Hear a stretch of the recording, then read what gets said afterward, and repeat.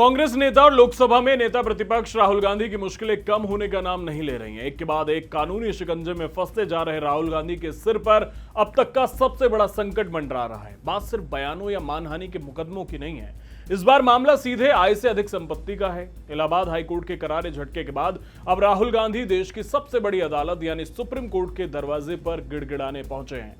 सवाल यह है कि क्या इस बार सुप्रीम कोर्ट से राहुल गांधी को कोई राहत मिलेगी या फिर इस बार कानूनी शिकंजा इतना कस चुका है कि उनके जेल जाने की नौबत आ सकती है। आय से अधिक संपत्ति का यह आरोप कोई सामान्य आरोप नहीं है, यह एक ऐसा केस है जो किसी भी बड़े से बड़े राजनेता का राजनीतिक करियर एक झटके में तबाह कर सकता है। अगर सुप्रीम कोर्ट से भी राहुल गांधी को राहत नहीं मिलती तो कांग्रेस के लिए यह अब तक का सबसे बड़ा झटका साबित होने वाला है। पूरे मामले की तह तक जाएं तो यह पूरा बवंडर इलाहाबाद हाईकोर्ट के उस ऐतिहासिक आदेश के बाद शुरू हुआ जिसने कांग्रेस खेमे में हड़कंप मचा दिया। रायबरेली से सांसद राहुल गांधी पर आय से अधिक संपत्ति अर्जित करने के गंभीर आरोप लगे हैं। इलाहाबाद हाईकोर्ट की लखनऊ पीठ ने इस मामले में देश की दो सबसे बड़ी जांच एजेंसियों सीबीआई और ईडी को सीधे मैदान में उतार दिया है। कोर्ट ने निर्देश दिया है कि राहुल गांधी के खिलाफ लगाए गए इन आरोपों को गहराई से सत्यापित किया जाए और उनकी जांच की जाए। इतना ही नहीं, हाईकोर्ट ने ईडी को साफ शब्दों में यह अधिकार भी दिया है कि अगर जांच के दौरान जरा सी भी वित्तीय अनियमितता या गड़बड़ी पाई जाती है तो एजेंसी तुरंत कड़ा कानूनी एक्शन ले सकती है।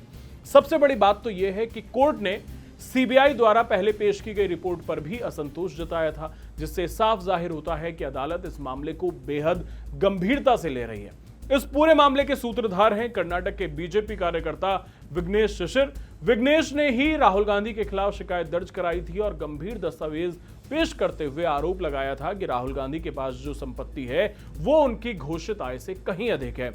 इसी शिकायत को आधार बनाते हुए इलाहाबाद हाईकोर्ट ने मई 2026 में सीबीआई और ईडी को जांच के आदेश दिए थे। जांच एजेंसियों को स्पष्ट हरी झंडी मिल चुकी है कि वे कानून के दायरे में रहकर हर एक ट्रांजैक्शन, हर एक संपत्ति और वित्तीय रिकॉर्ड की पूरी कड़ाई से पड़ताल करें। हाईकोर्ट के इस फैसले से बौखलाए राहुल गांधी अब सुप्रीम कोर्ट पहुंचे हैं। राहुल गांधी ने सुप्रीम कोर्ट में एक नहीं बल्कि दो याचिकाएं दायर की हैं। पहली याचिका में उन्होंने इलाहाबाद हाईकोर्ट के उस आदेश को सीधे चुनौती दी है जिसमें सीबीआई और ईडी से संपत्ति के सत्यापन कराने को कहा गया। यानी राहुल गांधी चाहते हैं कि सुप्रीम कोर्ट इस जांच पर तुरंत रोक लगाए।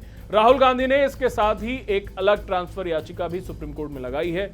इस याचिका में उन्होंने मांग की है कि इस पूरे मामले की सुनवाई को इलाहाबाद हाईकोर्ट से हटाकर दिल्ली हाईकोर्ट में ट्रांसफर कर दिया जाए। अब सवाल ये उठता है कि राहुल गांधी को इलाहाबाद हाईकोर्ट से अचानक इतना डर क्यों लगने लगा? क्या उन्हें लगता है कि दिल्ली में सुनवाई होने से उन्हें कोई राहत मिल सकती है या फिर ये सिर्फ मामले को अटकाने और लटकाने की एक सोची समझी रणनीति है? अब इस पूरे घटनाक्रम में 17 अगस्त की तारीख बेहद निर्णायक साबित होने वाली है। देश की सर्वोच्च अदालत की एक बेहद पावरफुल बेंच इस मामले की सुनवाई करने जा रही है। Chief justice of India justice Suryakant, justice Joy Mallya Bagchi और जस्टिस वी मोहना की पीठ इस हाई प्रोफाइल याचिका पर सुनवाई करेगी। 17 अगस्त को यह तय होगा कि क्या सुप्रीम कोर्ट राहुल गांधी की दलीलों को स्वीकार करते हुए जांच पर स्टे लगाएगा या फिर इलाहाबाद हाईकोर्ट के फैसले को बरकरार रखते हुए सीबीआई और ईडी को जांच की पूरी छूट दे देगा। अगर सुप्रीम कोर्ट ने राहुल गांधी की अर्जी खारिज कर दी तो ईडी और सीबीआई का शिकंजा इतना कस जाएगा कि राहुल गांधी से पूछताछ से लेकर संभावित गिरफ्तारी तक का खतरा हो सकता है। राहुल गांधी के खिलाफ देश की अलग अलग अदालतों में कई मुकदमे दर्ज हैं, लेकिन यह मामला सबसे अलग और बेहद गंभीर है क्योंकि यह सीधे तौर पर उनकी निजी संपत्ति और वित्तीय लेन देन से जुड़ा हुआ है। देश की राजनीति में यह समय कांग्रेस के लिए बेहद नाजुक है। अब देखना यह होगा कि 17 अगस्त को सर्वोच्च अदालत से राहुल गांधी को संजीवनी मिलती है या फिर उनकी मुश्किलें और गहरा जाती हैं। आपकी इस पूरे मामले पर क्या राय है, हमें जरूर बताएं। चैनल सब्सक्राइब करना ना भूलें। धन्यवाद।